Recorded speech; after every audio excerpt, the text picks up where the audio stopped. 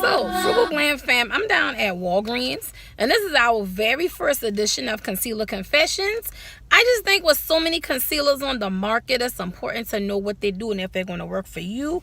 And nothing more important I love than an affordable concealer and a coupon. So we're going to get into these Milani One Touch and Erase. This is the coupon that's available right now for all your Milani, and guess what? They got buy 2, get 3 free. So I'm gonna get 2 lip liners and a concealer, but back to the concealer. I have Deep Honey, and it says conceals, cover blemish, appointed, cushion applicator.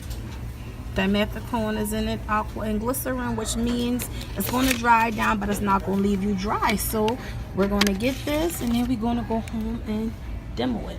Okay, so it is the next day. I'm back. I'm all settled in. I'm adjusting the lighting, so I hope I don't look too washed out or too yellowish, but I'm liking my foundation today. Today's Flawless Base is brought to you by Fenty Beauty The Shade 410 and Chestnut in the Born This Way foundation. One's matte, one's hydrating. Clash them together, get a perfect base. But onto the One Touch and Erase Milani concealer. Okay, so the concealer, it'll tell you that it light lifting concealer, conceals dark spots, circles, blemishes, imperfections to revitalize and brighten, which means this can be used before you apply your foundation. But it has a lot of claims, you all. It's quick and buildable coverage, color corrects as well, and it won't crease and won't settle into fine lines. But you all know with makeup, only way to do that is to test.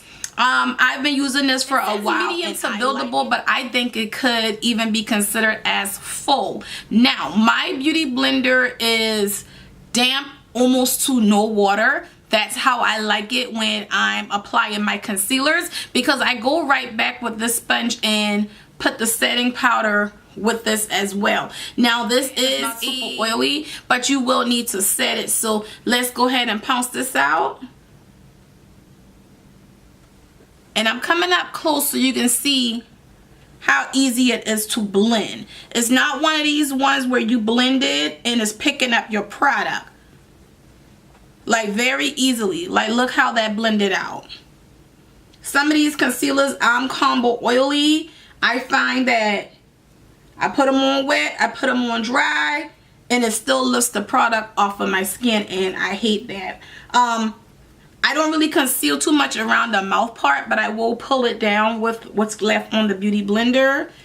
And I don't have a huge forehead, so I don't have to do a lot in that prep work that go into makeup to make products work for you. I.e., like as I get older, my under eyes become a little bit drier. But I go in with a primer that's going to serve the purpose for combination oily, and that's going to help with large pores that go along my under eye and onto my cheek area. So to make the claims that it doesn't settle in fine lines, eventually throughout the day it will. It's just the timetable on what will give you that flawless. I do like a concealer where I can go back with a brush or a sponge and tap some setting powder, and that brush is not poking those pores because that concealer is sitting just where it needs to sit. You all pay attention to that also. When you're going back putting on setting powder and you're doing this, you're now digging into that concealer and you're digging into those pores. For a moment, but this is what my full face is looking like, and actually been done for an hour.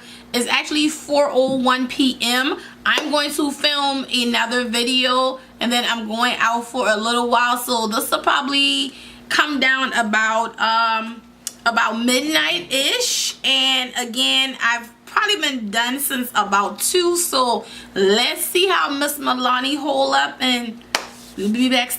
Spill the tea. So I'm zoomed in a little close, and I came up close so you all can see at 11:51. This makeup has been on my face and my concealer since about 3 or 4 o'clock, and it has been a very mild 67-degree day. This is what I'm looking like, and this is my up close on my pores, which happens to be my high pore area is going to be here, and on my cheek area. But overall, the concealer still held up. It held its claim. Now, under my eyes are not the most wrinkled, and I don't have the most fine lines, like as someone who had fine lines could compare. But I think to have deep set under eyes, which my eyes kind of sink in underneath, I think this concealer did excellent. Hence, this is why I kept grabbing for it, and this is why I wanted to bring it to you all to show you that this concealer is pretty much slept on.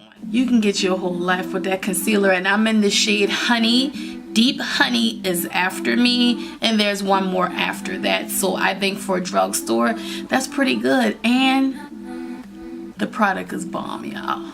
So I will see y'all on the next video.